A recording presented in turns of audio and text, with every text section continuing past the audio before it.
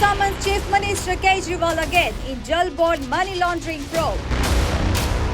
Aam Aadmi Party claims ED summons to Kejriwal fake, alleges political vendetta.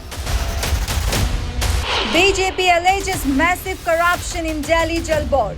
The Enforcement Directorate has once again summoned Delhi Chief Minister and Aam Aadmi Party Supremo Arvind Kejriwal in connection with the ongoing money laundering probe related to the Delhi Jal Board.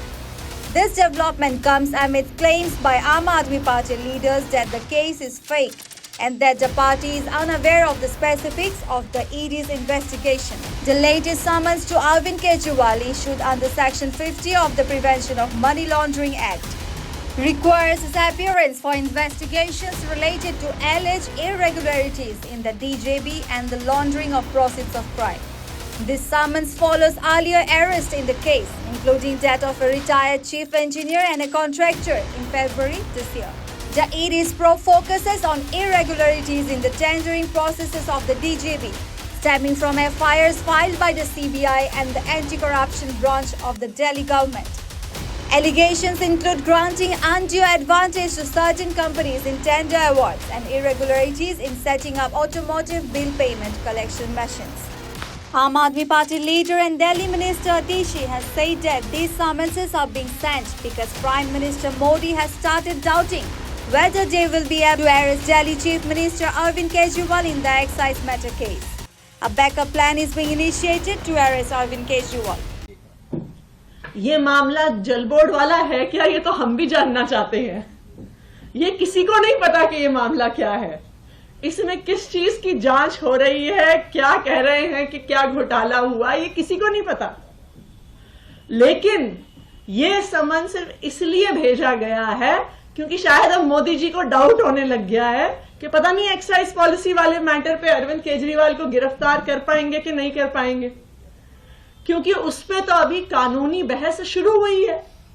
तो इसलिए ऐसा लगता है कि गिरफ्तारी करने के लिए कोई बैकअप प्लान की शुरुआत हो रही है कि अगर इस मामले में नहीं गिरफ्तार कर पाए तो उस मामले में गिरफ्तार कर लेंगे, दूसरे मामले में नहीं गिरफ्तार कर पाए तो क्या पता 2-4 दिन में एक तीसरा मामला खुल जाए, तीसरे मामले में नहीं गिरफ्तार कर पाए तो कोई चौथा मामला। Meanwhile, BJP leaders have gone all gun blazing against Delhi Chief Minister. ये नया मामला नहीं है। जल बोर्ड भ्रष्टाचार का सबसे बड़ा अड्डा है और मुझे लगता है शराब नीति घोटाले से बड़ा मामला आपको जल बोर्ड का मिलेगा। करोड़ों करोड़ रुपए की लूटपाट जल बोर्ड में मचाई गई है पिछले 8-9 सालों में। अरविंद केजरीवाल जब सत्ता में आए थे तो जल बोर्ड फायदे का सौदा था, 1,000-1,200 करोड़ रुपए प्रॉफिट में था। आज 80,000 करोड़ के लोन पर है। इतना बड़ा गैप अरविंद केजरीवाल ने कर दिया। दिल्ली सरकार का अपना बजट 76,000 करोड़ है और जल बोर्ड 80,000 करोड़ के लोन पर है। और अगर इसमें हम डीटीसी का घाटा देख ले तो वो भी 10,000 करोड़ का है। तो ये दिल्ली सरकार जो है ये तो पूरा एक तरह से आर्थिक रूप से तो विफल है और इनका दिवालियापन इसमें साबित होता है कि कहाँ से ये विकास के काम करेंगे, क्योंकि पूरी दिल्ली को इन्होंने ठगने का काम किया है। और जल बोर्ड में जिस तरह से धांधलेबाजी की गई है, टेंडर किए गए, कागजों पे काम दिखा दिए गए, ठेकेदारों को पेमेंट हो गई, ठेकेदारों से कमीशन ले ली, 4-4 अधिकारी इनके गिरफ्तार हुए रिश्वत लेते हुए। कौन जवाब देगा? अरविंद केजरीवाल को जवाब देना होगा। तो मेरा मानना है कि जल बोर्ड का घोटाला बहुत बड़ा घोटाला है और उसमें जब सच सामने आएगा तो कई सारे चेहरे बेनकाब होंगे। देखिए, अरविंद केजरीवाल का अब सम्मान नहीं है, अब अरविंद केजरीवाल को सिर्फ सम्मन है। 8 सम्मन की अवहेलना के बाद उनको कोर्ट की शरण में जाना पड़ा कि न्यायपालिका हमें बचाए, और न्यायपालिका थोड़ी देर के लिए राहत दी। चलो भाई, 8 सम्मन में नहीं गए तो थोड़ा देर के लिए बेल देते हैं, लेकिन फिर से कहा गया जाकर के इन्वेस्टिगेशन में शामिल होइए।